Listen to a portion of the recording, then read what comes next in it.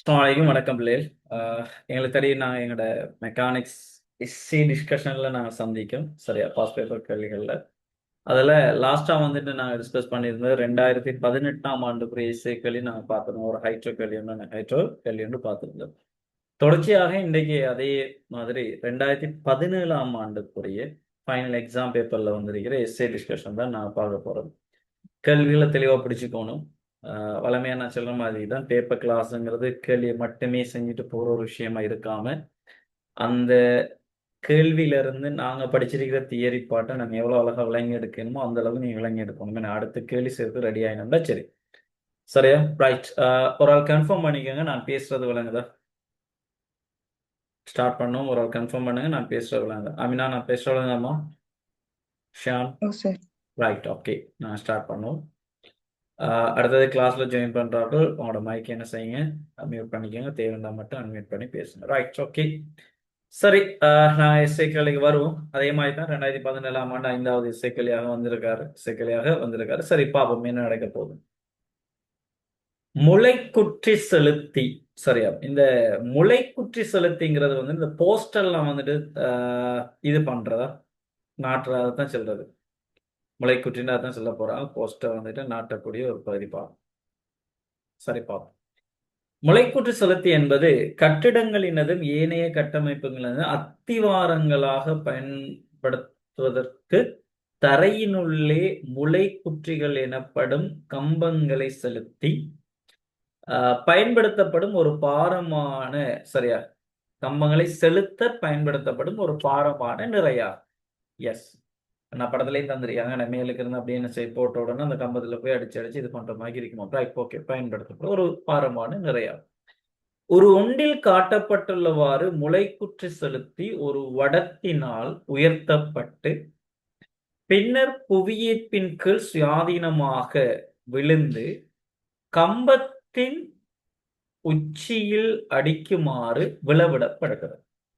ஒரு வடத்தால மேலுக்கு உயர்த்தப்பட்டு என்ன செய்யறாங்கன்னா திரும்ப விடுறாங்களா அந்த கம்பத்துல மேல தட்டுற மாதிரி அடிக்கிற மாதிரி விழவிடப்படுகிறது. கம்பம் தரையினுள்ளே விரும்பிய ஆழத்திற்கு தள்ளப்படும் வரைக்கும் இச்செயல்முறை திரும்ப திரும்ப செய்யப்படுகிறது. அவங்களுக்கு எவ்வளவு நாட்டணுமோ அவளுக்கு என்ன செய்யறது மேலிருந்து போட்டு போட்டு போட்டு கூட அதை உள்ளுக்கு அனுப்பிட்டு இருக்கிறது. ரைட். ஓகே. இப்ப கேள்விக்கு நாங்க வரும். ஏ பார். திணிவு 800 கிலோகிராம் உடைய முளைக்குற்றி செலுத்தி அவர் திணிவு தந்துட்டாங்க 800 கிலோகிராமா. இந்த முளைக்குற்றி செலுத்துற திணிவு 800 கிலோகிராம். ரைட். பார்த்துக்கோங்க. 800 கிலோகிராம் உயர்த்தப்பட்டு பின்னர் ஒரு உயரம் 5 மீட்டரில் h சமன் 5 மீட்டர் தெரியும். ரைட்டா? 5 மீட்டரில் இருந்து திணிவு m 2400 கிலோகிராமை உடைய ஒரு நிலைக்குத்தான ரைட்டா? இது 2400 கிலோகிராம். இவ்வளவுலாம் தரவு தாராங்க. சரிப்பா. உடைய ஒரு நிலைக்குத்தான உருளை கம்பத்தின் மீது ஓய்விலிருந்து விடப்படும் ஒரு நிலைமையை கருதுக. சரி. ஓகே. 800 கிலோகிராம் திணிவுடைய முளைக்குற்றி உண்ட 5 மீட்டர் உயரத்துல இருந்து என்ன செய்யறாங்க விடுறாங்களாம் அந்த ஸ்பேஸுக்கு இடையில 500 மீட்டர் 2400 கிலோகிராம் திணிவுடைய ஒரு கம்பத்தின் மீது முளைக்குற்றி செலுத்தி விழும்போது நடைபெறும் சக்தி மாற்றம் என்னன்னு கேட்டிருக்காங்க. ரைட். ஓகே. எங்களுக்கு தெரியும்டா இப்ப இதை நாங்க பூஜ்ய அழுத்த சக்தி மட்டமாக நாங்க கருதினோம். இதை நாங்க பூஜ்ய அழுத்த சக்தி மட்டமாக கருதினோம். அவசரப்பட வேணாம். அதான் பூஜ்ய அழுத்த சக்தி மட்டமாக கருதினா இப்ப நான் வடத்தால மேலுக்கு அப்படியே கொண்டு போய் என்ன செய்யணும் அந்த முளைக்குற்றி செலுத்தியின் மீது சரியா அழுத்த சக்தி சேமிக்கப்பட்டிருக்கும். அப்ப அதை விட்டா வந்து என்ன செய்யுதுன்னா எங்களோட கம்பத்தின் மீது வந்துட்டு விளக்கு அது என்ன கன்வெர்ட் ஆகுதுன்னா இயக்க சக்தியாக கன்வெர்ட் ஆகுது. இயக்க சக்தியாக கன்வெர்ட் ஆகுது. சரி. அவ்வளவுதான் அதுல இருக்கிற கதை. சும்மா சும்மா நம்மளாக்க இது பண்ணலாம். ஒரு இயக்க சக்தி ஒரு அழுத்த சக்தி இயக்க சக்தியா மாற்றப்படுது. ரைட். எப்படி ஆன்சர் கொடுக்கலாம்டா பாருங்க. எழுதுற முறைகள் தெளிவாக தெரிஞ்சிருக்கணும். ஏ பார்ட்ல நம்பர் 1. ஏ பார்ட்ல நம்பர் 1. சரியா? ஏ பார்ட்ல நம்பர் 1 சொல்றாங்க எனர்ஜி எப்படி மாற்றப்படுதுங்கிறது நான் எங்களுக்கு தெரியும். இந்த அழுத்த சக்தி சரியா அழுத்த சக்தி இயக்க சக்தியாக அழுத்த சக்தி இயக்க சக்தியாக மாற்றப்படுது. டேர்ம் வேர்ட்ஸ்ல கொஞ்சம் பிடிச்சுக்கணும். சக்தி மாறலை குறிப்பிடுவது. ரைட். அழுத்த சக்தி இயக்க சக்தியாக மாற்றப்படுகிறது.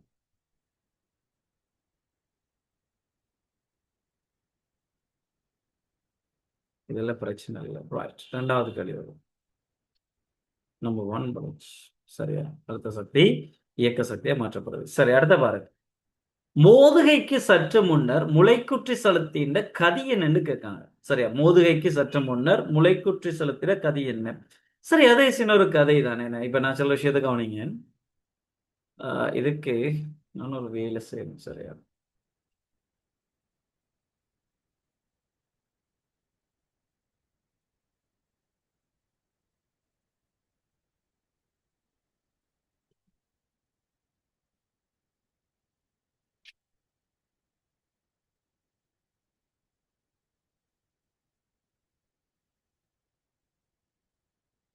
ரைட். சரியா? இப்ப நான் என்ன செய்யறேன்டா, இவ்வளவு ஹைட் எங்களுக்கு தெரியும், 5 மீட்டர்னு தெரியும். மோதுகைக்கு சற்று முன்ன 5 மீட்டர். அப்ப இங்க இருக்கிற மொத்த இன்னைக்கு இருக்கிற, நல்லா விளங்கிக்கணும், இவ்வளவு ஹைட் வரக்க இங்க இருக்கிற மொத்த அழுத்த சக்தியும் இந்த இடத்துக்கு வரக்கு என்ன செய்யணும், இயக்க சக்தியாக மாற்றப்படும். இப்போதைக்கு இந்த மட்டத்தை கவனிங்க.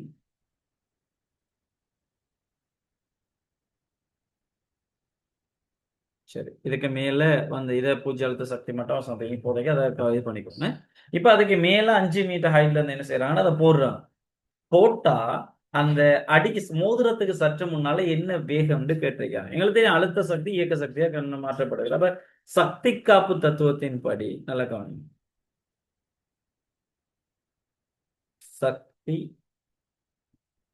காப்பு தத்துவத்தின் படி கவனமா இருக்கணுமா?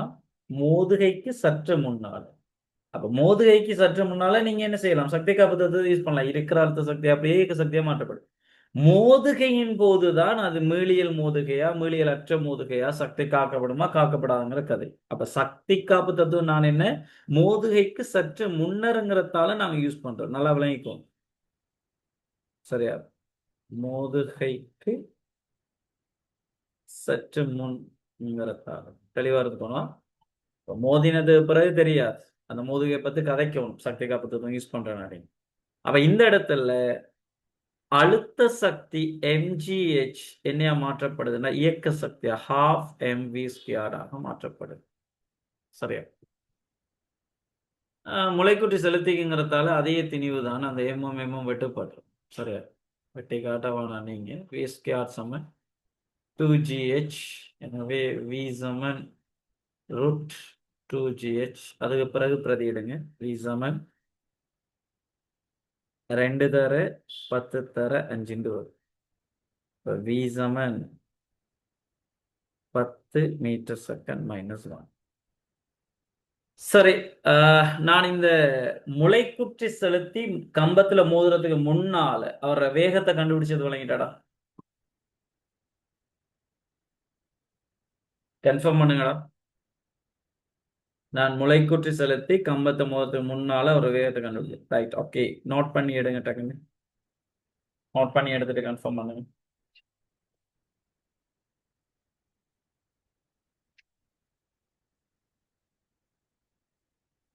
நோட் பண்ணி எடுத்துட்டு கன்ஃபார்ம் பண்ணுங்க. Right, okay, good. நோட் பண்ணிட்டு கன்ஃபார்ம் பண்ணுங்களா?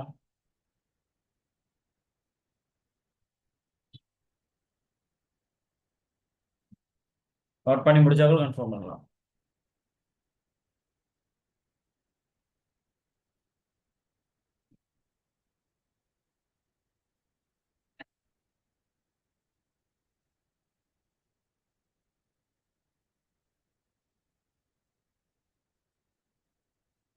சரி,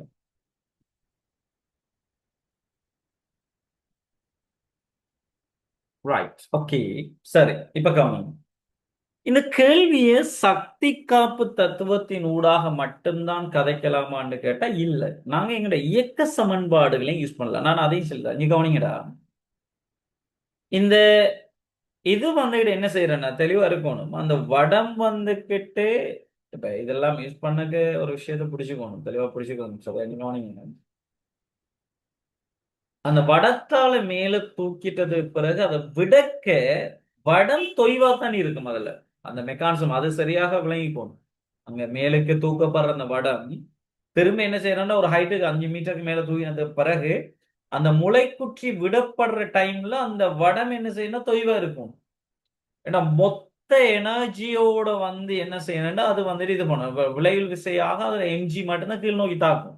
வடம் இருந்து இருந்தா மேலுக்கு டீ தாக்கும். அப்ப என்ன விளைவில் விசையோட பருமன் குறை, ஆறுமுடுகள்ல மாற்றம் வரும். அப்ப அதுல கவனமா இருக்கணும். அப்ப இது புவியீர்ப்பு ஆறுமுடுகளோட தான் என்ன செய்யணும், வந்து விழுறாருங்கிறதுல தெளிவாக இருக்கும். சரி, அப்ப வடம் வந்துட்டு மேலுக்கு உயர்த்தினது பிறகு அதை ரிலீஸ் பண்ணக்கு என்ன செய்யணும், வடம் தொய்வாயிரும். வடம் தொய்வுண்டா அந்த இலை சரியா, இலை தொய்வாயிரும். அப்ப இலை தொய்வான இலையில இருக்கிற இழுவை 0 வரைக்கும் அப்ப குற்றில எம்ஜி தான் இருக்கு. அப்ப இதே கேள்வியை நான் இப்படி அணுகலாம். இங்க பாருங்க, மெத்தட் 2 நான் இப்படி கதைக்கலாம். இங்க பாருங்க,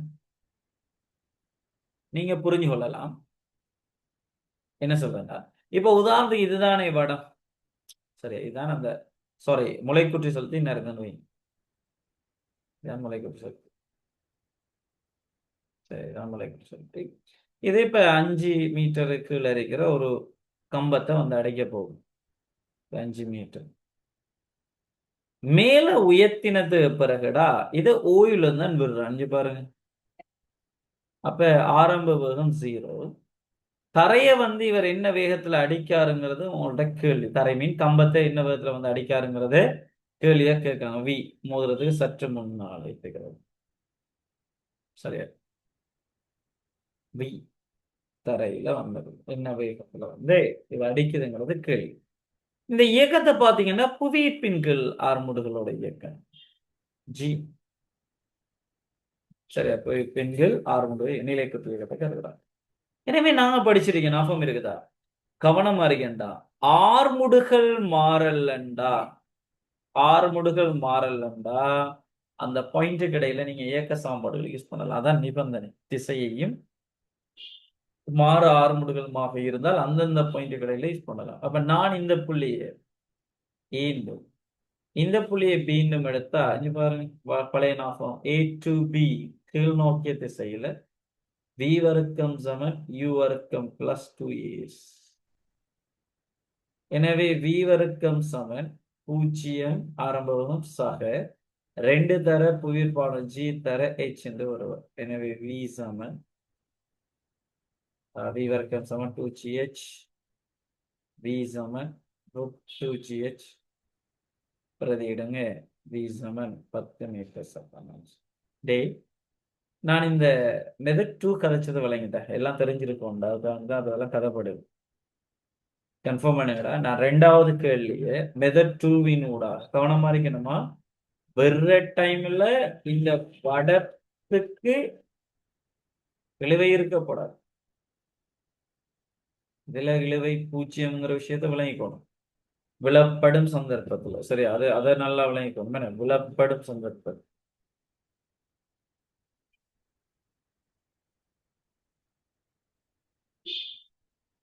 விழப்படும் சந்தர்ப்பத்தில் இலையில் உள்ள இலையில் வடம் சந்தியம் இழுவை இழுவை பூச்சி விஷயம் விளங்க தெளிவா இருக்கு. ரைட், இதையும் தேவையான விஷயங்களை நோட் பண்ணிடுங்க. அவசரம் இல்லை, ஒரு கேள்விகளை தெளிவாக விளங்கிடுங்க, என்ன தேவைங்கிற விஷயத்த பார்த்துட்டு. ரைட், நோட் பண்ணது பிறகு கன்ஃபார்ம் பண்ணுங்க. நோட் பண்ணினது பிறகு கன்ஃபார்ம் பண்ணுங்க.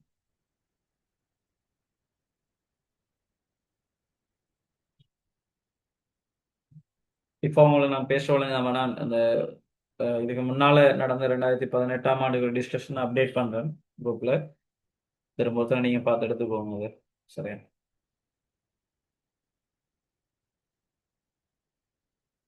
இப்போ நான் பேசுறவங்க சரி, ஓகே. அடுத்த வருவோம் நாங்க. என்னோட 2வது கேள்வி நான் கம்ப்ளீட் பண்ணிட்டேன். இப்போ வரும் 3வது கேள்வி. மோதுகைக்கு சற்று முன்னர் முளைக்குற்றி செலுத்துகையின் உந்தத்தின் பருமனை காண செல்றான். Okay, right. சரியா?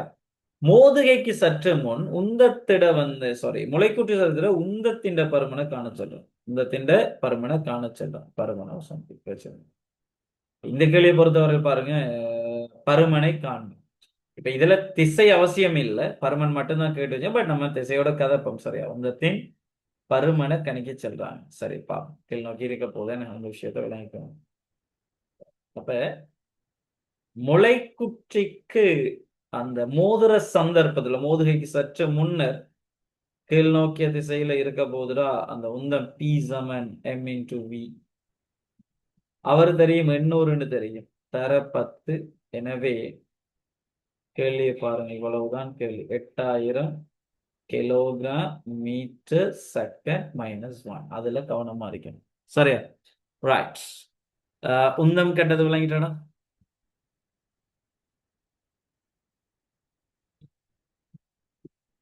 உந்தம் கண்டது விளங்கிட்டு எஸ் நோட் பண்ணிடுங்க.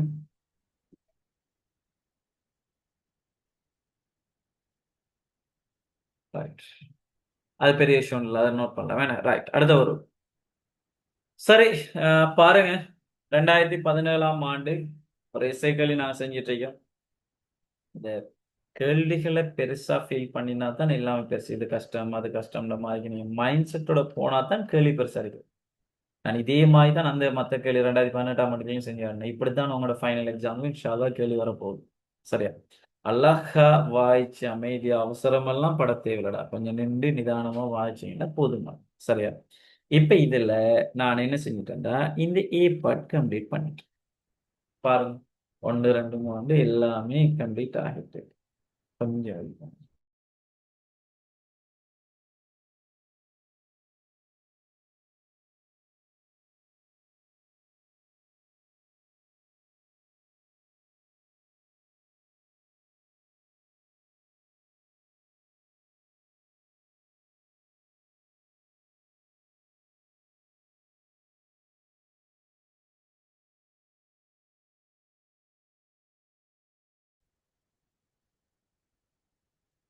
சரி, ஓகே.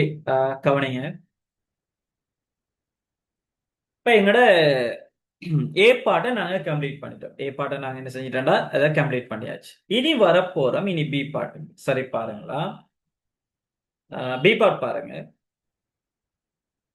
முளைக்குற்றி செலுத்திக்கும் கம்பத்தின் உச்சிக்கும் இடையே உள்ள மோதுகைக்கு பின்னர், நல்லா பாருங்களா, முளைக்குற்றி செலுத்திக்கும் கம்பத்தின் உச்சிக்கும் இடையே உள்ள மோதுகைக்கு பின்னர் முளைக்குற்றி செலுத்தி பின்னதைக்கவில்லை எனவும். நல்ல ஒரு இதோண்ட கொண்டு வர போறாங்க. உங்கள்ட்ட தெளிவா விளங்கிக்கணும். ஒவ்வொரு வேர்டையும் நல்லா பிடிச்சுக்கணும். பாருங்களா, முளைக்குற்றி செலுத்திக்கும் கம்பத்தின் உச்சிக்கும் இடையே உள்ள மோதுகைக்கு பின்னர் முளைக்குற்றி செலுத்தி பின்னதைக்கவில்லை எனவும் கொள்க.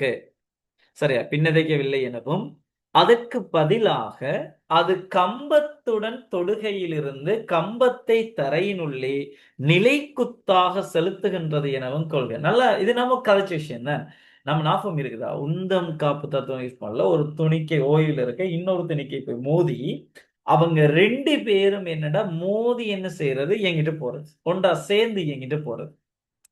ஆனா ஒண்டா சேர்ந்து இயங்கிட்டு போக நம்ம ஒரு final exam paper pass paper கேள்வி செஞ்சு நாஃபம் இசை கேள்வி உண்டு. சரி, அந்த மோதல் சம்பந்தமான ஒரு கேள்வி உண்டு.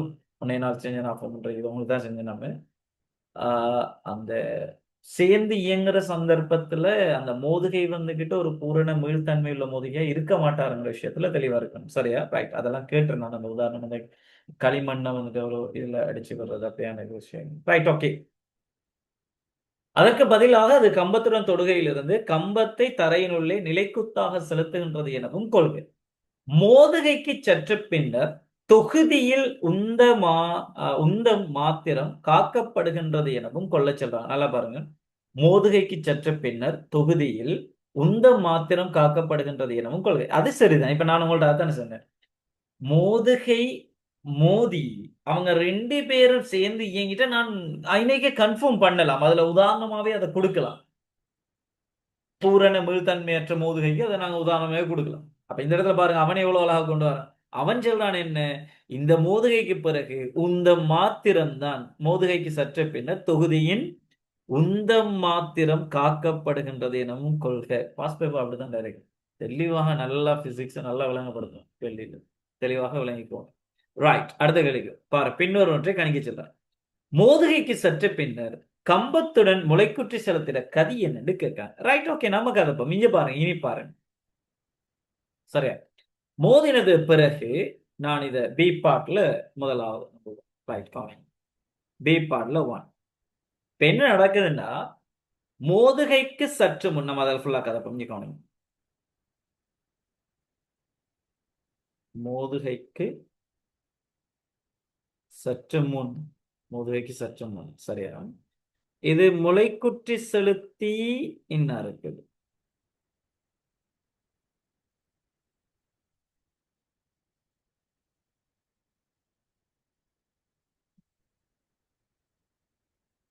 இதை கேட்டோமா, இதை கம்பம் எடுப்போம், இதை நான் முளைக்குற்றின்னு எடுக்கேன். மோதுகைக்கு சற்று முன்னால் பிடிச்சிக்கலாம், பெரிய ஒரு விஷயம். இவரு முளைக்குற்றி செலுத்தி எங்களுக்கு தெரியும். இவர் வந்துகிட்டு இந்த கம்பத்தை மோதுற டைம்ல இவர் வேகம், சரி, இவர் வேகம் v= 10 மீட்டர் செகண்ட் -1. அந்த டைம்ல இவர் வேகம் 0, v= 0.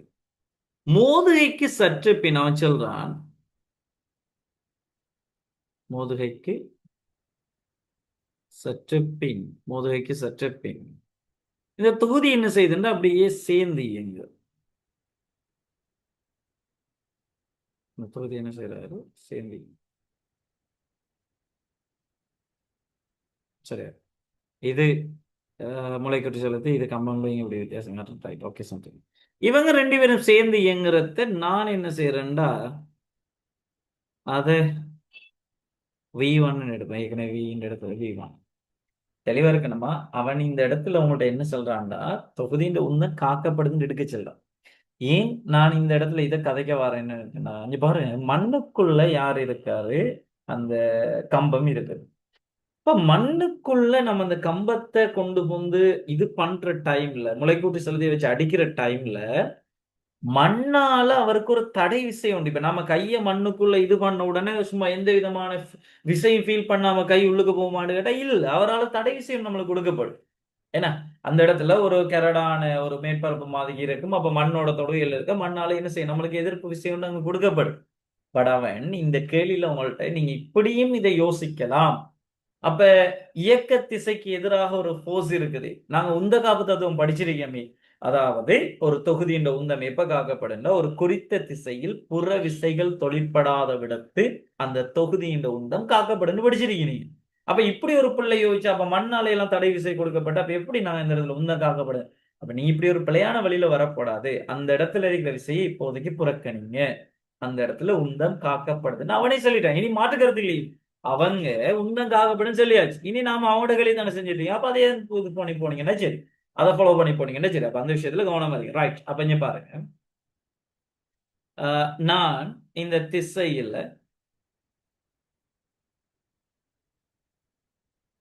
உந்த காப்பு தத்துவத்தின் படி, உந்த காப்பு தத்துவத்தின் படி ஆரம்ப உந்தம் சமன் இறுதி உந்தம்.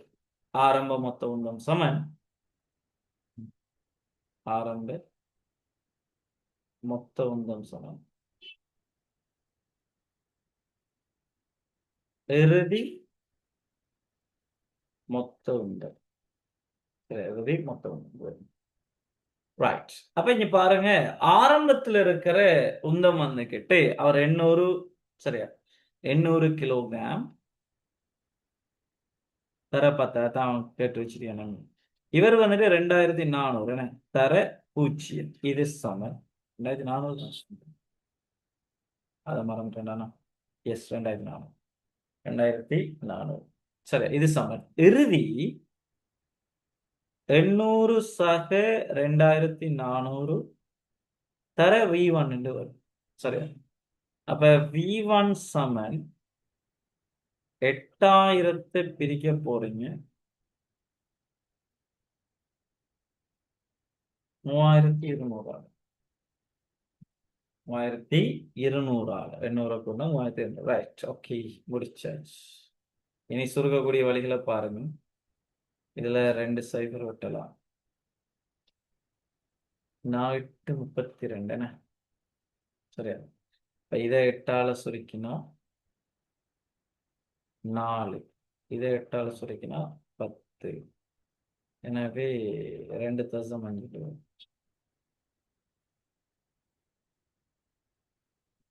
ரைட். மோதுகைக்கு சற்று பின் அவர் வேகம் 2.5 மீட்டர் செகண்ட் மைல்ஸ். அந்த தொகுதியின் வேகம் 2.5 மீட்டர் செகண்ட் மைல்ஸ் நிறுவினது விளங்கிட்டாரா? பி பார்ட்ல உரோம இலக்கம் ஒன்று விளங்கிட்டார். எஸ், ஓகே, நோட் பண்ணி எடுங்க. நோட் பண்ணி எடுத்துட்டு கன்ஃபார்ம் பண்ணுங்களா?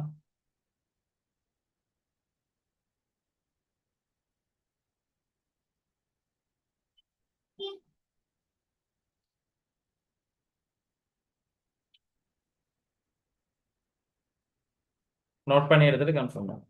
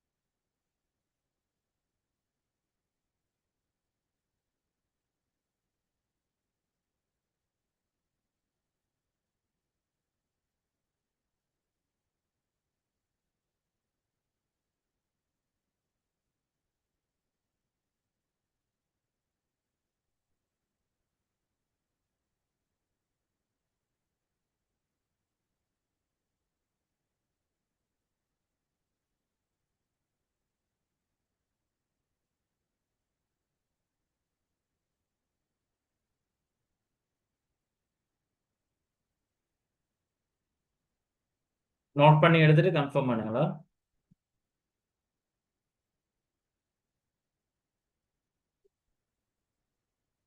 நான் திரும்பி சொல்ற கேள்விகளை பெருசா எப்பயுமே பார்த்து பழக போடாடும்.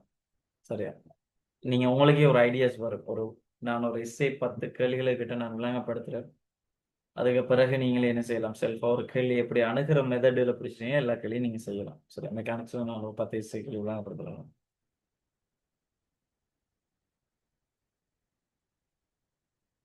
S, right, okay, good. அதே மாதிரி ஹீட்ல வந்துட்டு அப்டேட் பண்ணிக்கிற கோர்ஸ் எல்லாம் முடிச்சுக்கோங்க. தந்த டைம் எல்லாம் போயிட்டு இருக்குது. சரி, அடுத்த கேள்விக்கு நாங்க வருவோம். அடுத்த கேள்விக்கு வரும். அப்படியே இது பண்ணலன்னா ஸ்கிரீன்ஷாட் எடுத்துக்கோங்க. பி பார்ட்ல வரும், எனக்கு உண்டு. சரி, ரைட். இப்போ வரும் 2வது என்ன சொல்றாங்க. மோதுகைக்கு சற்று பின்னர் கம்பத்துடன் முளைக்குற்றி செலுத்தியின் இயக்கப்பாட்டு சக்தி என்ன? நல்லா பாருங்க. மோதுகைக்கு சற்று பின்னர், அதுக்கான தான் உங்களோட வேகத்தையும் காணிச்சிருந்தீங்க. சரியா? மோதுகைக்கு சற்று பின்னர் கம்பத்துடன் முளைக்குற்றி செலுத்தியின் இயக்கப்பாட்டு சக்தி. ரைட். ஒருமை இலக்கம் 2. ஒருமை இலக்கம் 2. சரியா? மோதுகைக்கு சற்று பின் தொகுதியிட இயக்கப்பாட்டு சக்தி கேட்டிருக்கான். இயக்கப்பாட்டு சக்தியா?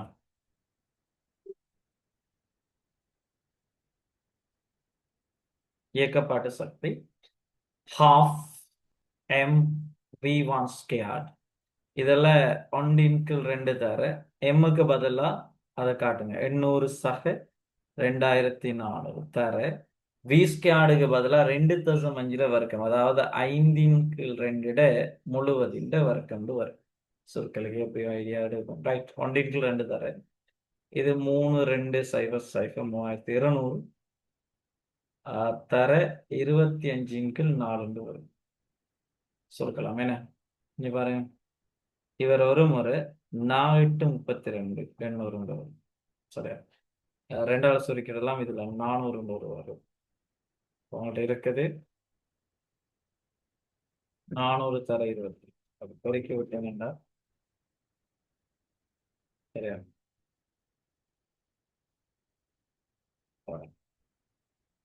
ரைட். பெருக்கி விட்டீங்கன்னா 25 தர 400 தராங்களே இன்னொரு நிமிஷம். சரியா? இப்ப 1 தர 14 ஜூல் வாட்ஸ். இருக்கிற ஆரம்பத்தில் இருக்கிற இயக்கப்பாடு மூதுகைக்கு சற்று பின்னால இருக்கிற இயக்கப்பாடு சக்தி 1 தர 14 ஜூல் வரும். 1 தர 14 ஜூல். சரி, ஓகே. நான் ரோம இலக்கம் 2 செஞ்சது விளங்கிட்டேன். ரோம இலக்கம் 2 செஞ்சது விளங்கிட்டாரு. கஷ்டம் இல்லடா, அழகா பிடிச்சிக்கலாம். Right, okay, good. சரி, அதை நோட் பண்ணிடுங்க.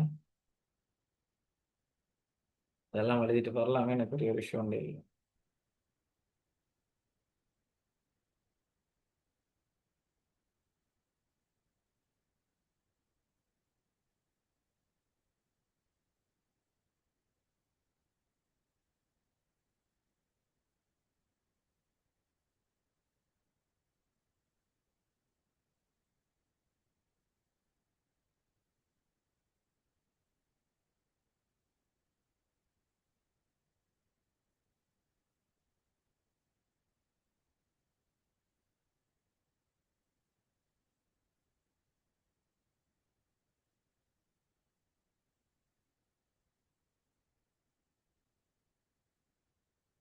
Right, okay, good.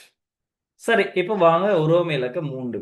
சரி, உருவம் இலக்கம் 3 பாருங்க. லாஸ்ட் ஒன் எங்கட பி பார்ட்ல லாஸ்ட் ஒன் செய்யப்படும். சரி, கவனிங்க. ஒவ்வொரு மோதுகையிலும் மேலே பி உரோம இலக்கம் 2 கணிக்கப்பட்ட சக்தி 40% கம்பத்தை தரைக்குள்ளே, சரியா, கற்றிருக்கிற பி உரோம இலக்கம் 2, அதாவது 14 ஜூல்ல கணிக்கப்பட்ட சக்தியின் 40% சரி பார்ப்போம். 40% கம்பத்தை தரைக்குள்ளே செலுத்துவதற்கு பயன் தரும் விதமாக பயன்படுத்தப்படுகிறது. அப்ப அந்த மொத்த எனர்ஜியும், சரி, அந்த இருக்கிற மொத்த எனர்ஜியும் கம்பத்தை உள்ளுக்குள்ள கொண்டு போறதுக்கு பயன்படுத்துமான்னு கேட்டா இல்ல. அதுல தெளிவா இருக்கு. அதுல 40% தான் பயன்படுதான். பாருங்க, செலுத்துவதற்கு பயன் தரும் விதமாக பயன்படுத்தப்படுகிறது. ஒரு குறித்த மோதுகையில் அது கம்பத்தை தரையினுள்ளே 0.2 மீட்டருக்கு செலுத்தினால் கம்பத்தின் மீது தாக்கும் சராசரி தடை விசையை கணிக்க சொல்றாங்க. இதுல தெளிவா இருக்கு. சரியா? 40% தான் என்ன செய்யுதுண்டா இதுக்குள்ள கொண்டு வராருண்டா எங்கட பயன்படுதுண்டா. அப்ப சராசரியாக அவருக்கு கொடுக்கப்படுற தடை விசை என்னன்னு கேட்டு வச்சிருக்காங்க. சரி, ஓகே, நாங்க பார்ப்போம். அவசரப்படும். சரியா? முதலாவது பயன்படுற அந்த சக்தியை கண்டுபிடிப்போம். அதுக்கு பிறகு நான் பேசுவோம். இங்க பாருங்க, ஒவ்வொரு மோதுகையிலும் மேலே உரோமிலக்கம் பி பாட்டுல உரோமிலக்கம் 2 கணிக்கப்பட்ட சக்தி 40% கம்பத்தை தரைக்குள்ளே செலுத்துவதற்கு பயன் தரும் விதமாக பயன்படுத்தப்படுகிறது. சரி, ஓகே. பயன்படும் சக்தியை முதலாவது நான் கண்டுக்கிறேன். நல்லா காணும். பயன்படும் சக்தி, அதுக்கு பிறகு பேசுவோம் என்னன்னு. ரைட்.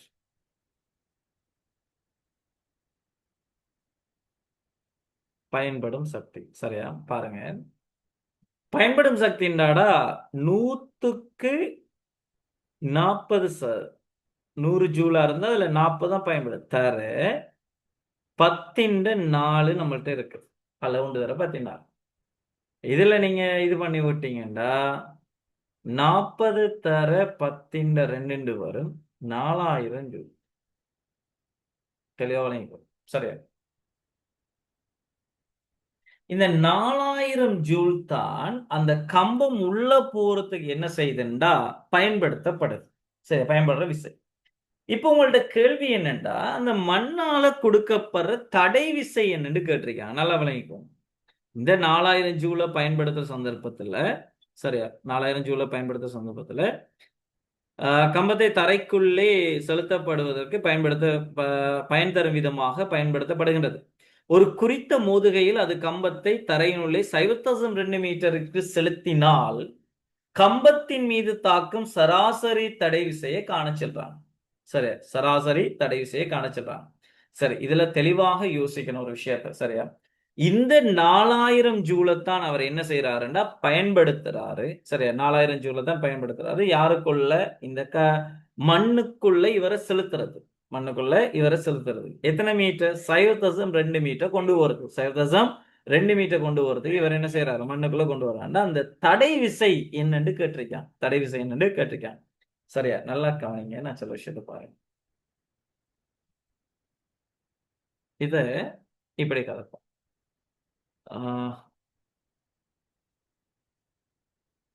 இதுதான் தரைன்னு எடுப்போம். இந்த தரையை நான் பூஜ்ய அழுத்த சக்தி மட்டமாக PE சமம் 0. சரி, இதுக்குள்ளடா அந்த கம்பம் என்ன செய்யுதுன்னா, அந்த தொகுதி என்ன செய்யுதுன்னா, கம்பம் என்ன செய்யறாருன்னா, ஸ்டார்ட்ல இப்படிதான் இருந்தது. சரி, ஸ்டார்ட்ல கம்பம் இங்க இருந்தது.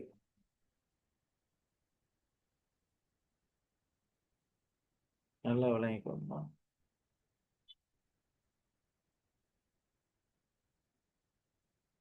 இப்ப என்ன நடக்கும்? ஒவ்வொரு மோதுகை வர வர இந்த கம்பம் என்ன செய்யுதுன்னா, இந்த மண்ணுக்குள்ள போறாரு.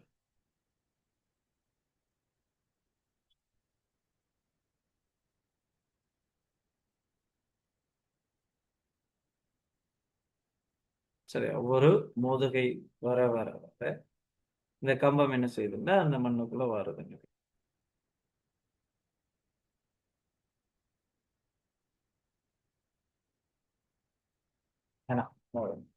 அது அந்த தூரம் தான் என்ன அறிகிற இந்த 2 மீட்டர். இது முதலாவது மோதுகை. அப்படியே ஒவ்வொரு மோதுகை மேல வந்து விழ விழ விழ விழ அந்த முளைக்குட்டி செலுத்த வரை இவர் என்ன 2 மீட்டர் உள்ள போயிட்டு 2 மீட்டர். சரி, ஓகே. நாம இந்த இடத்துல இந்த தரையினால அந்த டேர்ம் வேர்ட்ஸ் அந்த எஃப் வந்துட்டு எப்படி கொடுத்துருக்காங்கன்னு பார்ப்போம். சரியா?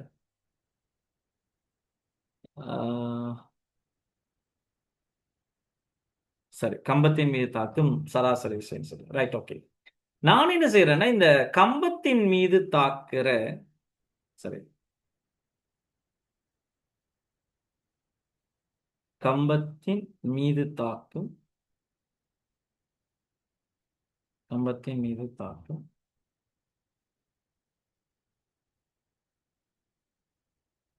கம்பத்தின் மீது தாக்கும் சராசரி விசை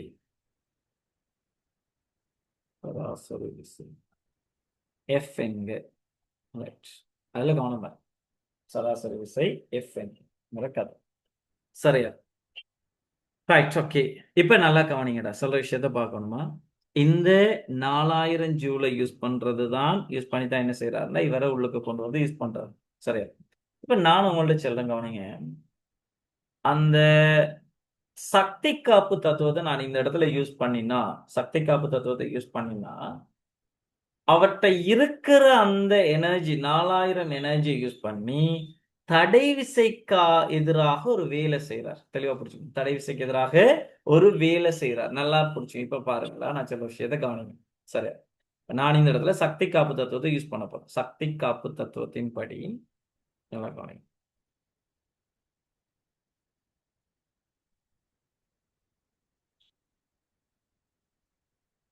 சக்தி காப்பு தத்துவத்தின் படி சரியா?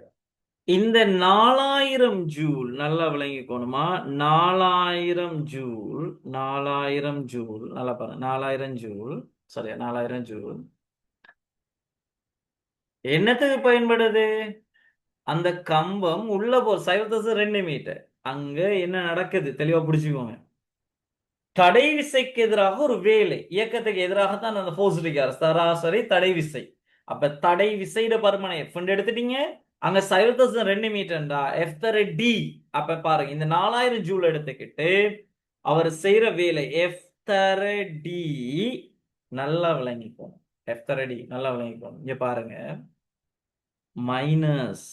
ஏன் மைனஸ்ன்னா சக்தி வந்துகிட்டு எண்ணிக்கணியம் சாரி காவிக்கணியம் அல்ல.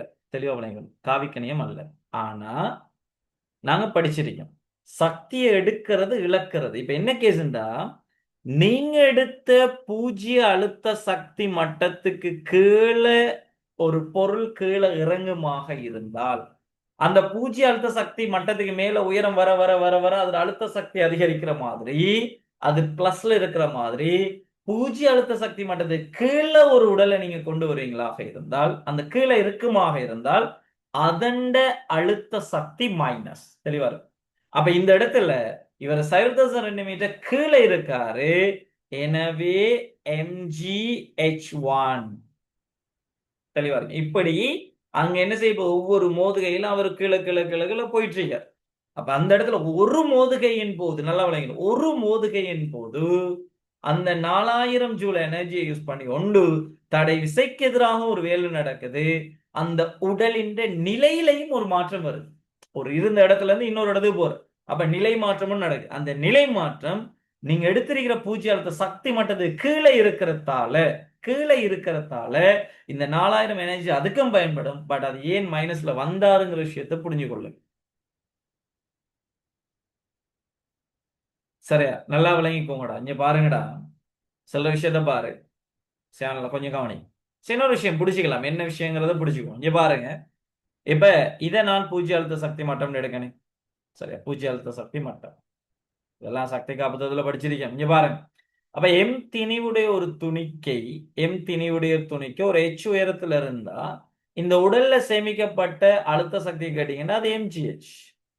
அழுத்த சக்தி வந்துகிட்டு எங்களுக்கு தெரியும், பூஜ்ய அழுத்த சக்தி மட்டத்துக்கு மேல இருந்தா அது பிளஸ், கீழே இருந்தா அது மைனஸ். ஏண்டா இங்க பாருங்க, நல்லா விளங்கிக்கணும். இங்கே நாங்க கொடுத்திருக்கிற எனர்ஜி எடுத்துட்டு என்ன செய்வாரு, அவர் கீழே வரும். இதுக்கு கீழே போறோம்னா அந்த உடல் வச்சிருக்க எனர்ஜி ரிலீஸ் பண்ணணும். அப்ப இதுக்குள்ள கீழே வந்துட்டுண்டா சரியா? இப்ப இவரு கீழே இந்த உடல் ஒரு H1 உயரத்துல இருந்தா, H1 உயரத்துல பூஜ்ய அழுத்த சக்தி மட்டம், அதாவது நாங்க எடுத்திருக்கிற பூஜ்ய அழுத்த சக்தி மட்டத்துக்கு கீழே இவர் இருப்பாரா இருந்தா, இவர்ல சேமிக்கப்பட்ட அழுத்த சக்தி கேட்டா மைனஸ் mgh1 அவ்வளவுதான். அப்ப இங்க மண்ணுக்குள்ளதான் என்ன செய்றீங்க, தரையை நாங்க எடுத்துட்டோம் பூஜ்ய அழுத்த சக்தி மட்டம். அப்ப அதுக்கு கீழே அவரை கொண்டு போக 1002 என்ன செய்யற கீழே போறார். அப்ப 1002 கீழே போறான்னா அந்த தொகுதி என்ன செய்யுது, கீழே இறங்கப்படுது. எனவே என்ன நடக்க போகுது, அங்க இருக்கிறது சக்தி அழுத்த சக்தி வந்துட்டு மைனஸ்ல வரப்போகுது. அவ்வளவுதான் விஷயம். இப்ப உங்களோட எஃப் கேட்டுறியா பாருங்க, இந்த mgh1 நீங்க கழிப்பிடுதாங்கள போய் கூட்டுப்பட்டா சரியா, எஃப் தர டி இது சமன் 4000 சக mgh1 வரும். எனவே எஃப் தர டி வந்துட்டு 1002 இது சமன் 4000 சக எம்முக்கு பதிலா 800 சக 3 2004 சொல்லு 2400 தர ஜிக்கு பதிலா 10 தர ஹெச்சுக்கு பதிலா 1002 அவ்வளவுதான். 1002 வரும். ரைட். இனி சுருக்கல்களை நீங்க இது பண்ணீங்கன்னா அவசரப்பட வேணாம். எஃப் தர 1002 இது சமன் 4000 சக 320 தர 2 வரும். 4000 சக 004 போட்டீங்கன்னா 10400 எஃப் சம் தர 1002. அப்ப எஃப் சமன் 10400 இதை 1002 பிரிக்கணும். 1002 பிரிச்சா மேலங்களுக்கு 10 பிரிக்க வரும். அப்ப 10,4,0,0,0 கீழே 2 வரும். 5,2,0,0 நியூட்டன். அப்ப எஃப் சமன் 52 கிலோ நியூட்டன் வெளியினாலும் போதுமானது. ரைட். இவ்வளவுதான் அதுல இருக்கிற கதை. சரியா? அப்ப நல்லா கவனிக்கணும். நான் இந்த இடத்துல சக்தி காப்பு தத்துவம் யூஸ் பண்ணக்க ஏன் இந்த இடத்துல அழுத்த சக்தியை நான் மைனஸ் பண்ணணுங்கிற விஷயத்த விளங்கிக்கொள்ளும். இந்த இடத்துல ஏன் மைனஸ் பண்ணி வச்சிருக்கேனுங்கிற விஷயத்த விளங்கிக்கணும். அவ்வளவுதான். அதை பிடிச்சிட்டீங்கன்னா போதுமானது. இதெல்லாம் செய்யலாம். இதே மாதிரி ஒரு கேள்வி வந்திருக்கு ஃபைனல் எக்ஸாம் பேப்பர்ல, அந்த எஸ் கேள்வியை பார்ப்போம். ரைட், நோட் பண்ணிடுங்க. அந்த கேள்வி விளங்கிட்டாமா?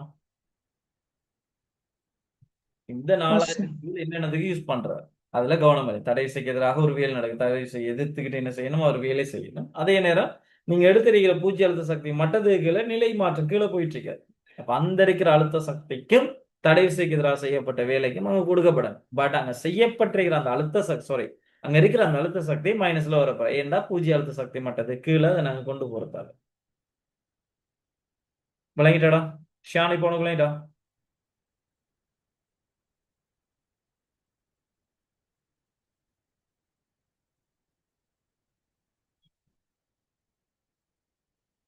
ரைட், நோட் பண்ணி எடுங்க.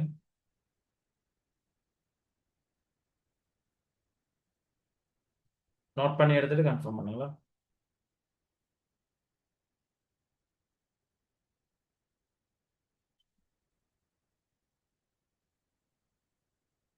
இங்க இருந்து வரோம். எஸ், தெளிவா விஷயத்தை புரிஞ்சுட்டாச்சு.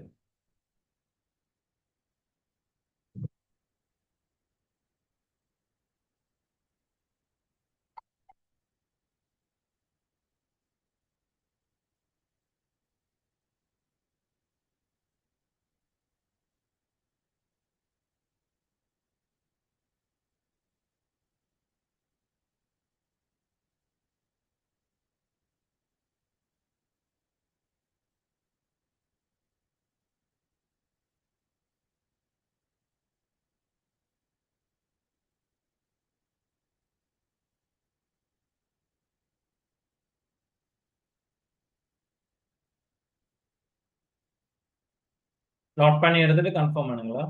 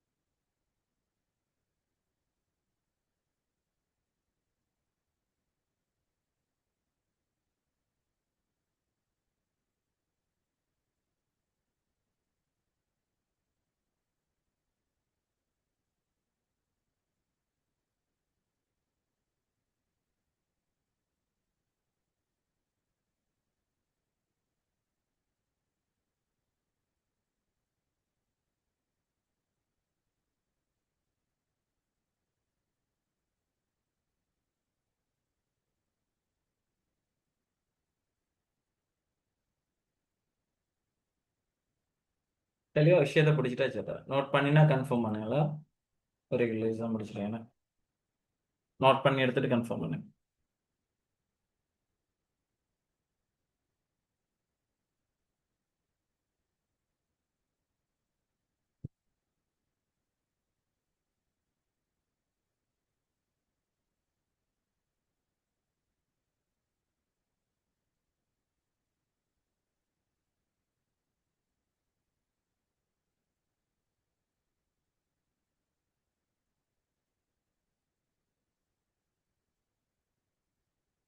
சரி, ஓகே.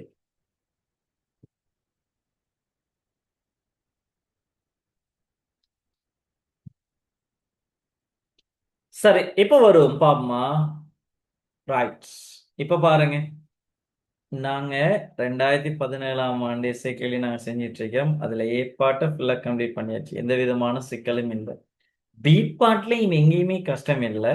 அங்க இருக்கிற அந்த 3வது கேள்வியை ஒழுங்கா விளங்கி இருந்தா போதுமானது. அதையும் நாங்க என்ன செய்யலாம்? சாத்தியம் செய்யலாம். ஷோண்டி இல்லை. ரைட். இப்ப இதை நாங்க கம்ப்ளீட் பண்ணியாச்சு. இன்னும் 2 பார்ட் தான் இருக்குது எங்களோட கேள்வி. சரியா? விளங்கப்படுத்துறதுக்கு இவ்வளவு டைம் இருக்கு. நீங்க செய்ய இன்னும் டைம் நல்லா கிடைக்கும். ஒரு 20 நிமிஷம் என்ன செய்யலாம்? 20, 25 நிமிஷத்துக்குள்ள நீங்க ஒரு கேள்வி அழகா முடிக்கலாம். சரியா? ரைட். அதுவும் நம்ம டைம் வச்சு செஞ்சு பழகும் அவசரம் இல்லை. ரைட், பாருங்க. சீட் பார்ட் பாருங்களா? சீட் பார்ட் 10 மீட்டர் உயரமும் 0.3 மீட்டர் ஆரையும் உள்ள ஒரு சீரான உருளை மரக்கம்பம் ஒரு இரண்டில் காட்டப்பட்டுள்ளவாறு. சரியா? இந்த உருவ பாருங்க. ஒரு இரண்டில் காட்டப்பட்டுள்ளவாறு ஒரு மணற்பாங்கான மண்ணினுள்ளே முழுமையாக தள்ளப்படும் ஒரு நிலைமையை கருதுக. சரி, ஒரு மர இதொண்ட வந்துட்டு என்ன செய்யறாங்கன்னா உள்ளுக்கு அனுப்புறது இது பண்றாங்க. மண்ணினுள்ளே முழுமையா தள்ளப்படும் ஒரு நிலைமையை கருதுக. ஒரு 2 காட்டப்பட்டுள்ளவாறு கம்பத்தை வைத்திருக்கும் போது அதில் தாக்கும் உயர்ந்தபட்ச சுமை, சரியா, இருக்கிற விசை சுமை எஃப் வந்துட்டு இப்படி எழுதலாம். அந்த கம்பத்தை நீங்க உள்ள காட்டப்பட்டுள்ளவாறு கம்பத்தை வைத்திருக்கும் போது அதில் ஒரு நிலைமை ஒரு 2 காட்டப்பட்டுள்ளது. கம்பத்தை வைத்திருக்கும் போது அதில் தாக்கும் உயர்ந்தபட்ச சுமை இப்படி ஒன்று தந்திருக்கேன். உங்கள்ட்ட பெருசா அஞ்சு பாருங்க, புதுசா ஒன்று அறிமுகப்படுத்த போறான்டா, உங்களை யோசிக்க விட மாட்டான், அவனே தருவான் எல்லாத்தையும். சரியா, ரைட், ஓகே. நேத்தாங்க லாஸ்ட் கிளாஸ்ல நான் ஹைட்ரோல படிச்சேன். என்ன எப்படி படிச்சேன்? கொந்தளிப்பு பாய்ச்சல்னா பெர்னின் கோட்பாடு யூஸ் பண்ண இயலாது. அப்ப என்ன செஞ்சிருந்தான்? அந்த சிங்கிற புள்ளிக்கும் டிங்கிற புள்ளிக்கு இடையில சம்திங், அதானே சிங்கிற புள்ளிக்கும் பிங்கிற புள்ளிக்கும் இடையில பெர்சன்டேஜை தந்து அமுக்கத்தையும் வேகத்தையும் கண்டுபிடிச்சு வச்சான். அப்படியெல்லாம் கொண்டு போவாங்க. அதே மாதிரி இப்படி ஒன்று தந்திருக்கேன். சரி பாப்போம். இது பண்ணலாம். கொஞ்சம் ஸ்கிரீனை கொஞ்சம் சொல்லுங்க. சரி பாருங்க, என எழுதலாம். இங்கு W ஆனது கம்பத்தின் நிறையையும் ஏஸ் ஆனது மண்ணுடன் தொடுகையில் இருக்கும் கம்பத்தின் வலைப்பரப்பின் பரப்பளவும். இதுல தெளிவா இருக்கா? அவன் என்ன சொல்றானுங்கிற விஷயத்த கொஞ்சம் பார்த்துக்குவோம். சரியா, இதுல ஏஸ் ஆனது அதுல சொல்ல விஷயத்த கொஞ்சம் பாருங்களா. என்ன சொல்றாங்க? W ஆனது கம்பத்தின் நிறை, W வந்துகிட்டு கம்பத்தின் நிறைன்னு சொல்றாங்க. அதே போல ஏஎஸ் வந்துகிட்டு மண்ணுடன் தொடுகையில் இருக்கும் கம்பத்தின் வலைப்பரப்பளவும். சரியா, மண்ணோட தொடுகையில் இருக்கிறது. தெளிவா பிடிச்சிக்கணும். எஃப்எஸ் ஆனது அது வித்தியாச கலரை காட்டுறது. எஃப்எஸ்ங்கிறது அலகு பரப்பளவிற்கு கம்பத்தின் வலைபரப்பின் மீது உள்ள சராசரி தடை விசை. சரியா, எஃப்எஸ்ங்கிறது வந்துட்டு என்னது? அலகு பரப்பளவிற்கும் கம்பத்தின் வலைபரப்பில் உள்ள சராசரி தடை விசையும். ஏபி ஆனது கம்பத்தின் அடியின் குறுக்குவெட்டு பரப்பளவும். எஃபி ஆனது அலகு பரப்பளவில் கம்பத்தின் அடி மீது தரையிலிருந்து சராசரி தடை விசை. சரி, ஓகே. இங்க கவனிங்க, எங்களுக்கு தெரியும் எஃபிஎஸ் சொல்றான். எஃபியும் எஃப்எஸ் சொல்றான். அது சும்மா காட்சி. எஃபியும் எஃப்எஸ் சொல்றான் என்னன்னா அலகு பரப்பளவிற்கு அப்ப நான் ஒரு விஷயம் சொல்றேன். இங்க பாருங்க, அப்ப இந்த மொத்த வலைப்பரப்பின் மீது இப்ப ஒரு உருளையை நாங்க எடுத்துக்கிட்டாடா, இதானே உருளை. சரி, இங்க பாருங்க. சரி, இங்க பாருங்க, நாங்க ஒரு உருளை ஒன்று எடுத்துக்கிட்டீங்கன்னா இப்படிதான் இருக்கும்.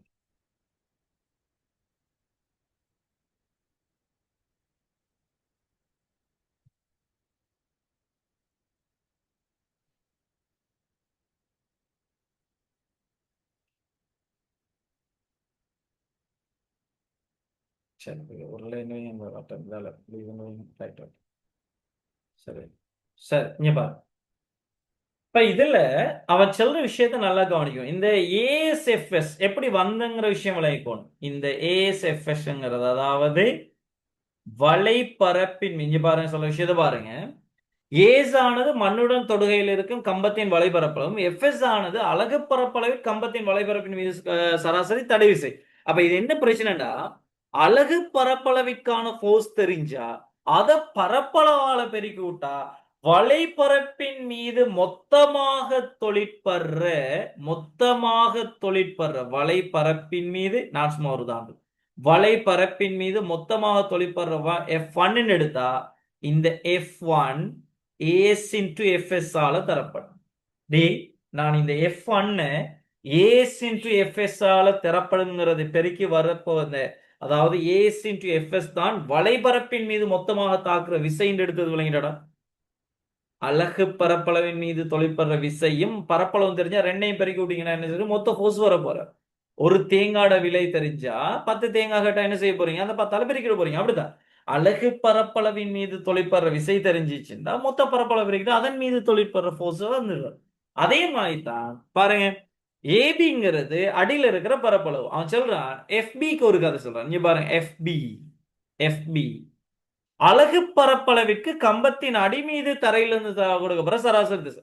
அப்ப நான் அதை F2 எடுத்தா, அதை நான் F2 எடுத்தா, அதை நான் F2 எடுத்தா, நல்லா விளங்கிக்கோ. அதை நான் F2 எடுத்தா, F2 எடுத்தா, இந்த F2 யாரால தரப்படும் என்றா AB இன்டு FB ஆல தரப்படும். இங்க பாருங்க,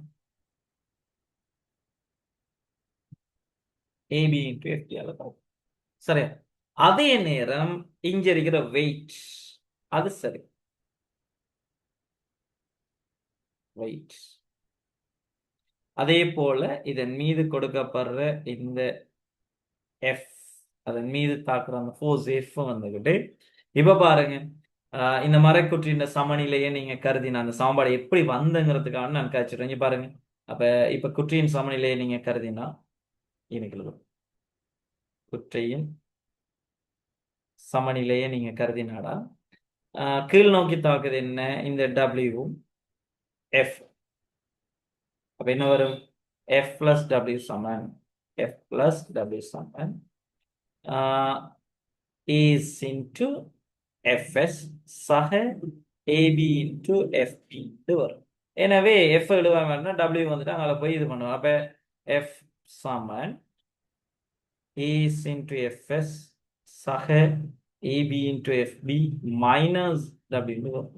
இதான் இருக்கிற சாம்பாடு. இப்போ விளங்கிட்டு அந்த சாம்பாடு ஏன் அப்படி காட்டி வச்சிருக்காங்க, கேள்விக்கு இன்னும் வரல, சரி, அவசரம் இல்லை. அந்த சமன்பாடு நான் எப்படி வந்தேன்னு காய்ச்ச விஷயம் விளங்கிட்டாடா, தெளிவா விளங்கிடுங்கடா, அவ்வளவுதான் அதுல இருக்கிற விஷயம்.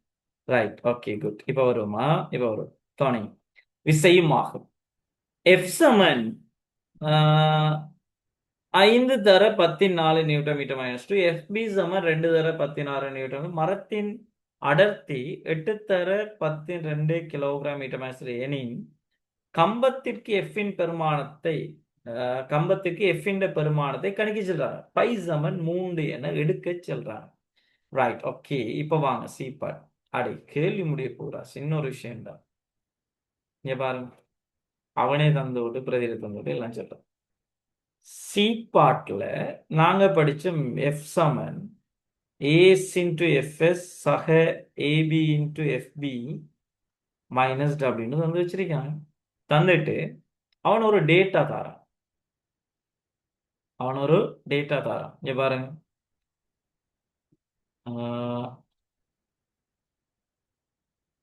இது வந்துகிட்டு எஃப்எஸ் வந்துகிட்டு 5 தர 14, எஃப்பி வந்துகிட்டு 2 தர 16. அதை நோட் பண்ணுங்க, சரியா?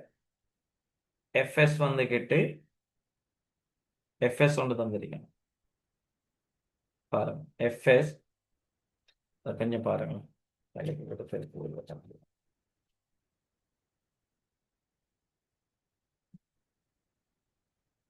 சரியா? எஃப்எஸ் வந்துகிட்டு 5 தர 14, சரியா? Newton metre minus 2. ஏண்டா கவனமா இருக்கிற அலகு பரப்பளவின் மீது தொழிற்படுற விசை. அலகு பரப்பளவுண்டா பகுதியில் பரப்பளவு அமுக்கத்துக்குரிய அலகுதான் வருவார், அல்ல தெளிவா இருக்கு. மேன அலகு பரப்பளவின் மீது தொழிற்படுற ஃபோர்ஸ் தான் இந்த எஃப்எஸ் தந்திருக்கு. ஏன் அந்த அமுக்கத்தின் அலகு வந்தங்கிற விஷயத்த பார்த்துக்கணும், சரியா? அதே போல எஃப்பி தந்திருக்காங்க, 2 தர 16, அதானே நியூட்டன் வரும். என்ன பெருக்கினா பரப்பளவு மீட்டர் மைனஸ் 2, சரியா? ரைட். அதே போல அடர்த்தி, மரத்தின் அடர்த்தி தந்திருக்கேன், அடர்த்தி தந்திருக்கேன் 8 தர 12 கிலோகிராம் மீட்டர் மைனஸ் 3. செக் பண்ணிப்போம்.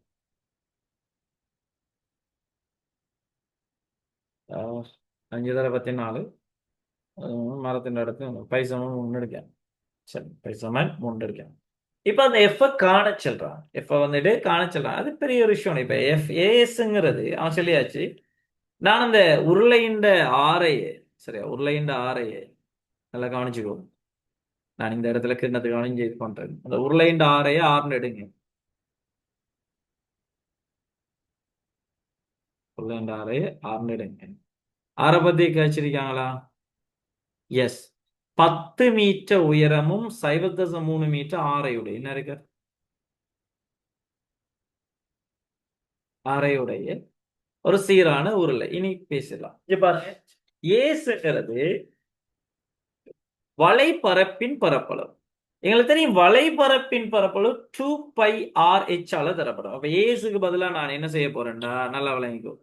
ஏசுக்கு பதிலா 2πRh தர fs சக ஏபிக்கு பதிலா அடிகின்ற பரப்பளவு. அப்ப பை ஆர் வர்க்கம் தர FB FB FB FB minus W. எங்களுக்கு தெரியும்டா அடர்த்தி சமன் திணிவின் கீழ் கனவளவு. அப்ப திணிவு சமன் அடர்த்தி தர கனவளவு. அப்ப நிறைன்னு எடுத்தீங்கன்னா VDGன்னு வருவார். என்ன அப்ப இன்னைக்கு என்ன வரப்போகுது? அடர்த்தி தர அவர கனவளவு, உருளைண்ட கனவளவு பையார் வர்க்கம் தர H. உருளைண்ட கனவளவு கணக்கு பையார் வர்க்கம் தர H தர கனவளவு எடுத்தீங்க இன்டு G. வெயிட்டா நிறைய. இதுதான் F. ரைட். இப்ப எனக்கு நீங்க சொல்லுங்க, நான் இந்த எஃப்க்கு பதிலா அவங்களோட சமன்பாட்டுல ஆரையையும் ஹைட்டையும் சமன்பாடு கொண்டு வந்து அந்த சமன்பாடை நான் திரும்ப ரீக்ரியேட் பண்ணது விளங்கிட்டாடா. சமன்பாடை திரும்ப நான் எழுதி வச்சிருக்கிறது விளங்கிட்டார். கன்ஃபார்ம் பண்ணுங்க. ஆரையும் எச்சையும் கொண்டு வந்து நான் அந்த சமன்பாடை திரும்ப எழுதியிருக்கிறது விளங்கிட்டார். ஜிஏனா ஜிஏன் வராதுன்னா நிறை தானே டபிள்யூ. நம்ம இப்ப என்ன இடத்துல திணிவை தான் எடுத்திருக்கேன். விளங்கிட்டா ஆமினா? டபிள்யூங்கிறது வெயிட் ஏடா.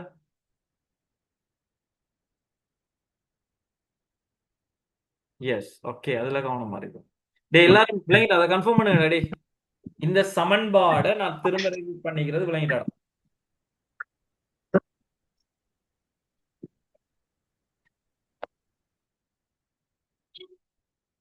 விளங்கிட்டானோ? எஸ். லீசா உங்களுக்கு விளங்கிட்டாமா?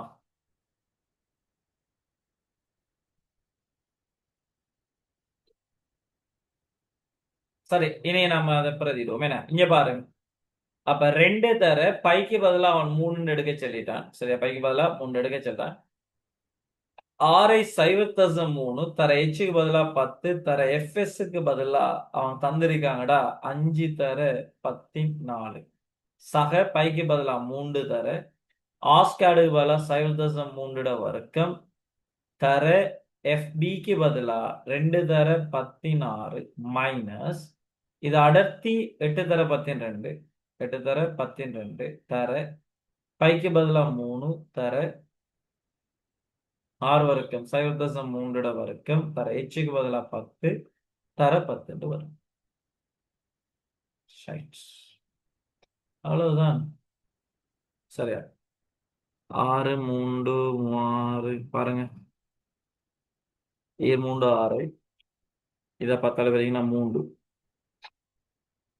6 18 18 தர 5 வருமே. இல்ல சரி சொல்லுங்கடா.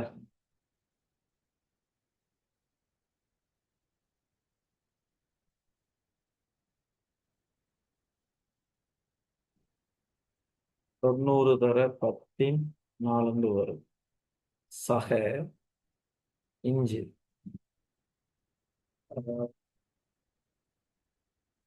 3 இதை எழுதலாம் இப்படி 3 தர 3 தர 3 தர 2 தர 14 எழுதலாம்.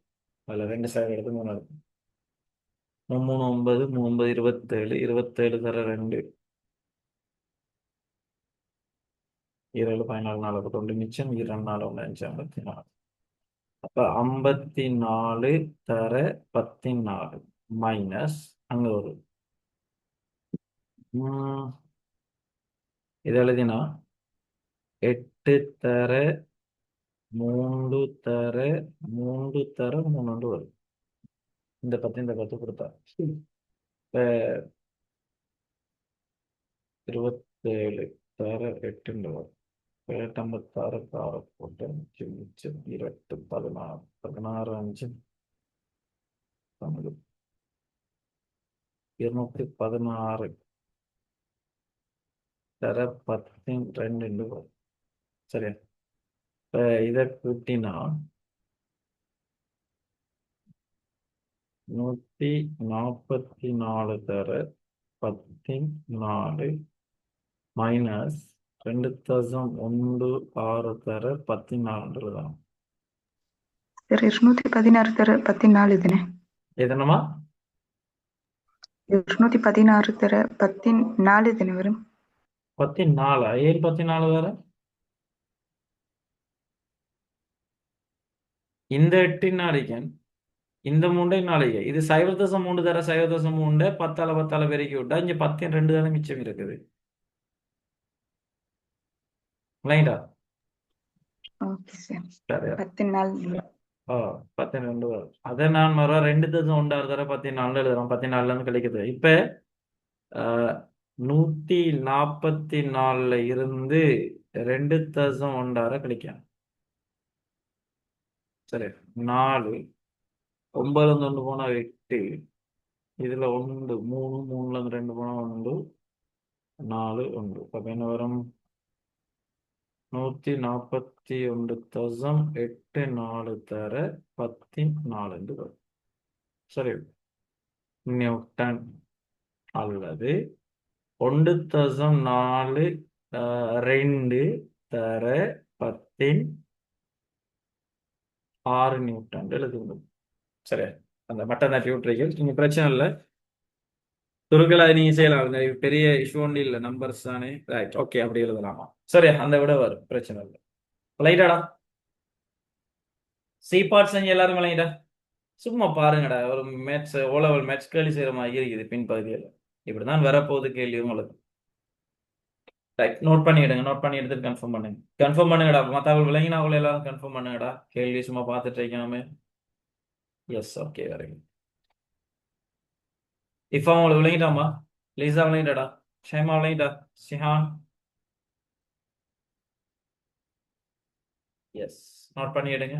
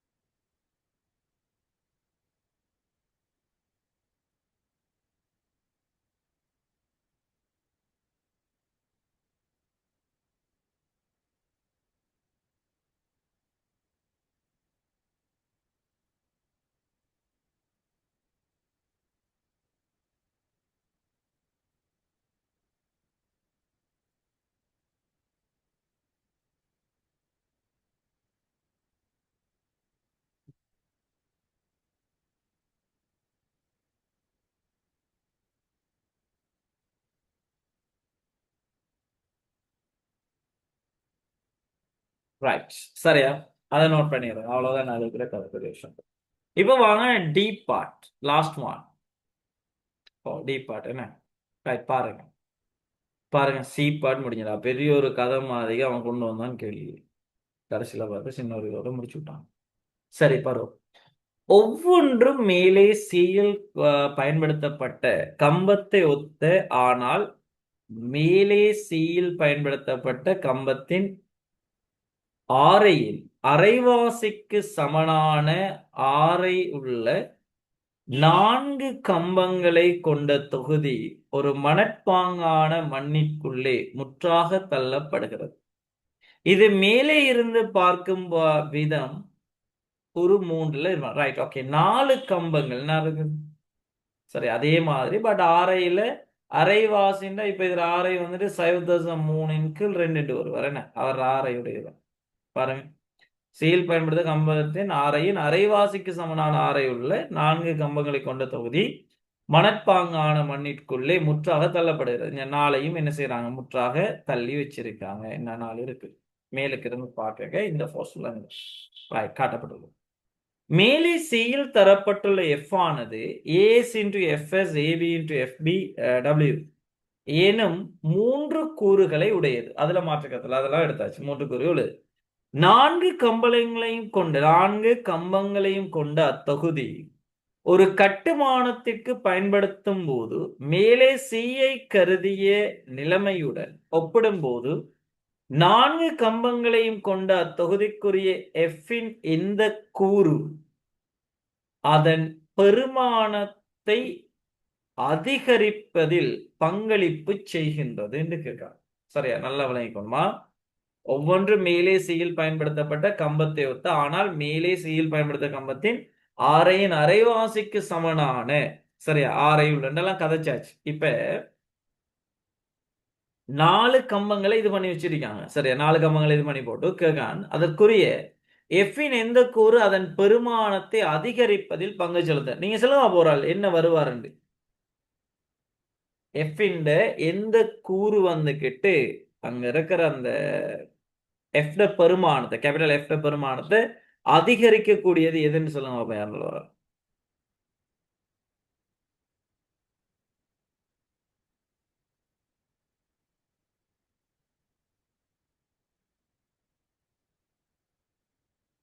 சரியா, இப்ப நான் சொல்ற விஷயத்த நல்லா இங்க பாருங்க, நம்ம அதை கதைப்போம். சரியா, இப்ப நான் ஒரு ஆள் எடுத்துக்கிறேனே, சி பார்ட் டி பார்ட்ல நம்பர் 1. நான் சொல்ற விஷயத்த பாருங்க, டி பார்ட்ல நம்பர் 1. அவசரப்படாது, அளவலைங்க. இப்ப என்ன இருக்குது இங்க பாருங்க, இப்படி ஒரு கம்பம். இதுதான் அந்த இப்ப தந்திருக்கிற கம்பம். சரியா,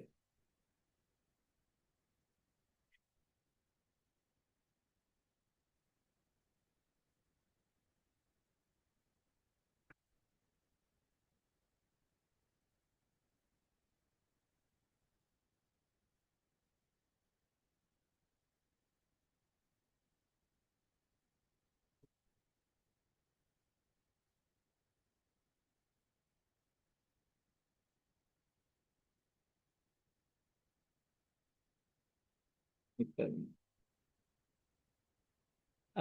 அவர இது வந்துகிட்டு தெளிவா பிடிச்சுக்கோங்க,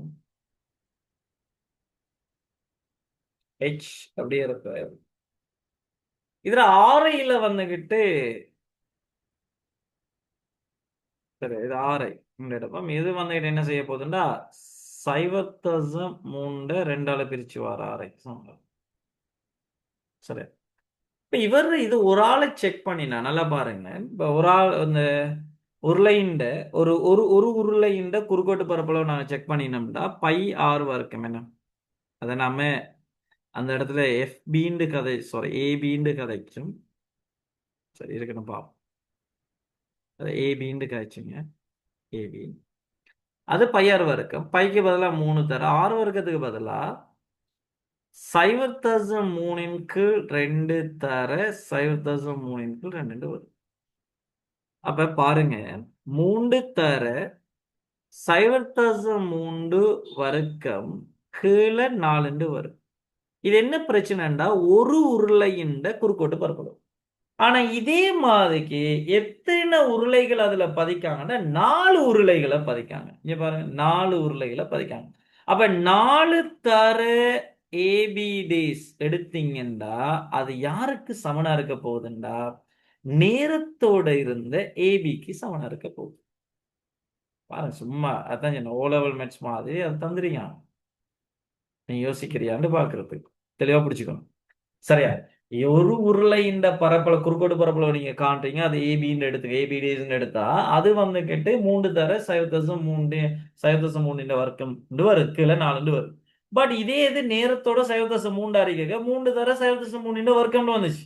அப்ப எங்களுக்கு 4ஆல இவரை பெருக்கணும், 4 கோல் தானே. அப்ப பாருங்க, இந்த கோலை 4 பகுதிகளாக செஞ்சதால அந்த அடியின் குறுக்கோட்டு பரப்பளவுல மாற்றம் இல்லை. இப்ப எனக்கு சமன்பாடு தெரியும், இதுதான் F சமன் AS into FS சக AB into FB FB minus W. சரியா, இப்ப நான் ஒரு விஷயத்தை பிடிச்சிட்டேன். இந்த 4 பேரை உடைச்சு அதை உள்ளுக்கு கொண்டு வரத்தால இவரால எந்த விதமான மாற்றமும் இல்லை. இவரால எந்த விதமான மாற்றமும் அங்க கொடுக்க போறது ஏண்டா அது ஒரு கோளாக இருந்தாலும் சரி, இப்ப 4 கோளாக இருந்தாலும் சரி, அடியின் பரப்பளவு மொத்தமாகவே ஏபி தான். அப்ப ஏபின்னு எடுத்தா ஏபி தர எஃப்பி தான் அதால கொடுக்கப்படுறது. சரி, ஓகே. வெயிட் யூஸ் பண்ணினா அது என்னது? அந்த 4 கோள் அதுக்கு சர்வசமனானதானே. அப்படி கொண்டு போனா நீங்க பாருங்க, வெயிட்டை செக் பண்ணினா எங்களுக்கு தெரியும்டா.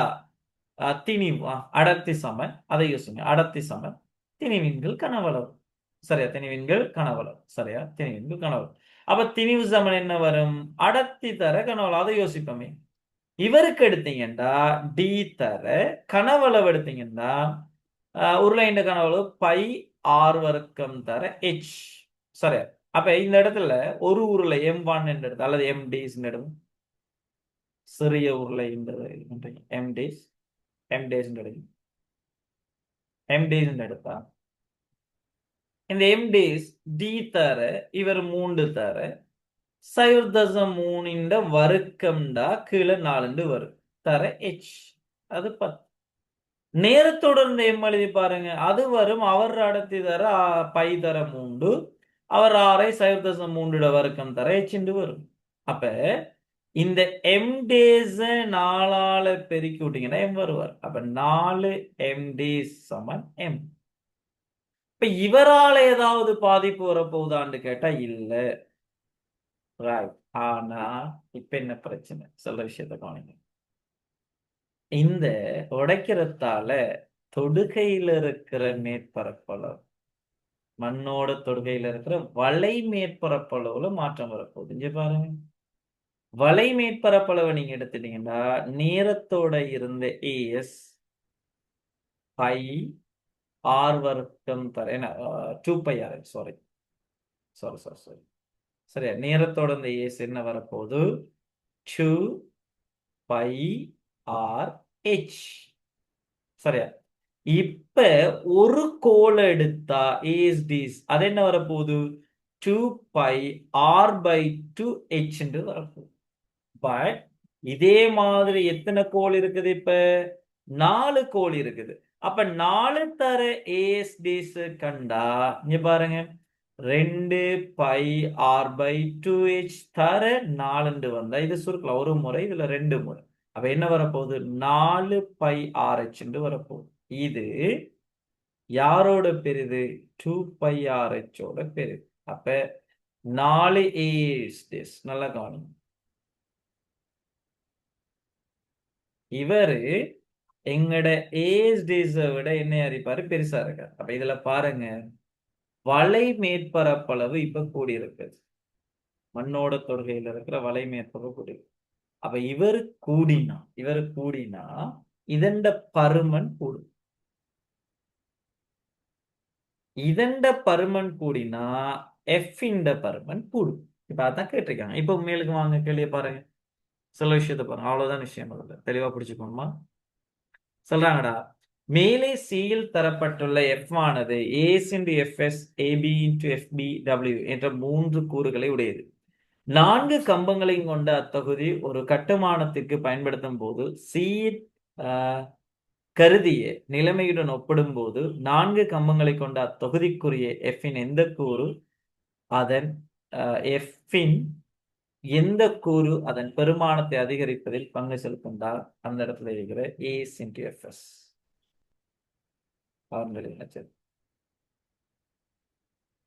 சரியா? இதுக்கு முதலாவது விட கூறு நாம் எழுதலாம் as into fs. ரைட். நான் அந்த டி பார்ட்டுக்கு as into fs எப்படி வந்தங்கிற விஷயம் விளங்கிட்டா.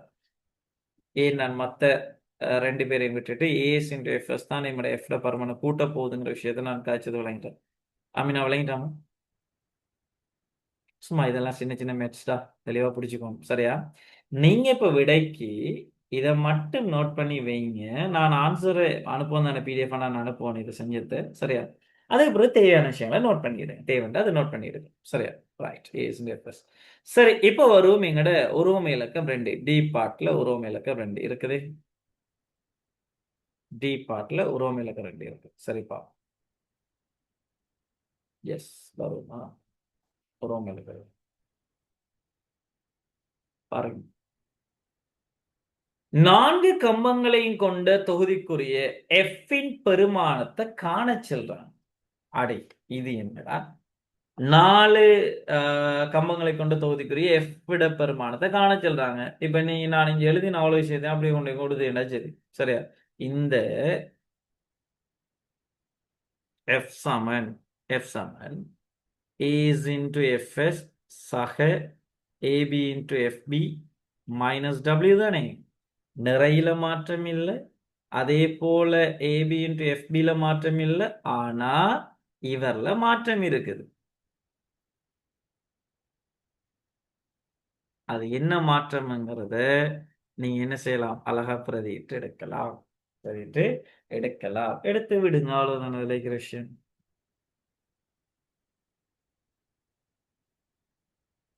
சரியா? அதை நீங்க பிரதிட்டு எடுக்கையா? சரியா, பிரதிட்டு எடுங்க. அதை விடையை நான் இது பண்றேன், செஞ்சு எடுக்கலாம் தானே. ரைட், அங்க வார அந்த எஃப்ட பருமன் என்ன வரும்ன்ற உங்களுக்கு அதை நோட் பண்ணிக்கோங்க. சரியா, 2.32 தர 10⁶ நியூட்டன் வரும். டேய் பிரதி இல்லாம தான்டா நினைக்கிற ஒவ்வொரு சமன்பாடும் கொண்டு பிரதிட்டீங்கன்னா சரி, அவ்வளவுதான் முடியுது. சரியா, இதுல 4πRh இருக்குது, இதை யூஸ் பண்ணுங்க. அவர பரப்பளவு சரியா, ஏஸ்ட பரப்பளவு பதிலா என்ன செய்யுங்க, இப்ப இருக்கிற ஏஸ்ட பரப்பளவு 4πRh. சரியா, கொண்டு பிரதிட்டு பிரச்சனை இல்லை, அதெல்லாம் அழகா செய்யலாம். 4πRh சரியா, நேரத்தொண்ணு ஆறையே அதை யூஸ் பண்ணுங்க. தர எஃப்எஸ்க்கு பதிலா நம்ம தெரியும் என்ன, எஃப்எஸ் சக ஏபிக்கு பதிலா நேரத்தோட அந்த ஏபியே கொண்டு போய் நீங்க கதைக்கலாம். சரியா, ஏபி அப்படியே வருது. அப்ப ஏபி வந்துட்டு πr வர்க்கம்லே வரும், πr வர்க்கம். சரியா, πr வர்க்கம் இன்டு எஃப்பி மைனஸ் டபிள்யூவும் அதே இது வைத்தான் வரப்போகுது. என்ன கண்டிங்களோ அதை நீங்க அப்படியே கொண்டு போய் இது பண்ணிவிடுங்க. கொண்டு போய் பிரதியிட்டீங்கன்னா உங்களுக்கு என்ன வருமா, இந்த பருமன் வரும்.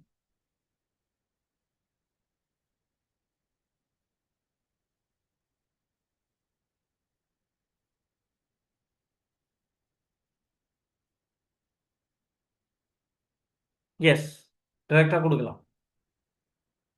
அதுதான் நான் கேட்டேன், என்ன கூறு உங்கள்கிட்ட இது பண்ண போகுது, அதிகரிக்க போகுதுன்னு கேட்டேன். நீங்க அதை எடுத்து என்ன செஞ்சாரு, டைரக்ட் ஆன்சர் கொடுத்தா சரி, ஏஸ் எஃப்எஸ் கொடுத்தீங்கன்னா சரி.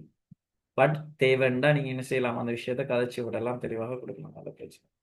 சரி, எனக்கு இப்ப என்ன வேண்டா, டீபார்ட்ல உருவமை இலக்க 2 இந்த ஆன்சர் எப்படி வரும்ங்கிறது நான் சின்ன விஷயம் விளங்கிட்டேன்.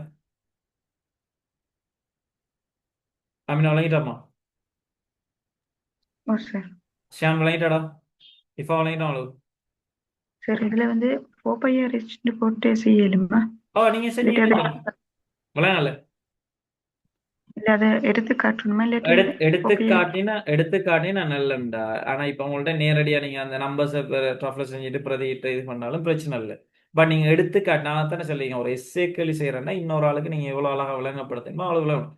நான் இப்ப ஏன் 4πRh நேரடியா எழுதி வச்சுக்கன்னா, இப்ப இங்க இந்த இடத்துல விளங்கப்படுத்தினதுக்காக நீங்க என்ன செய்யலாம், அதை எடுத்தே காட்டி அழகா எழுதி விடலாம். இவ்வளவு விஷயத்தையும் கதைச்சாலே நல்லது. விளங்கிட்டாடா? ஓ சார்.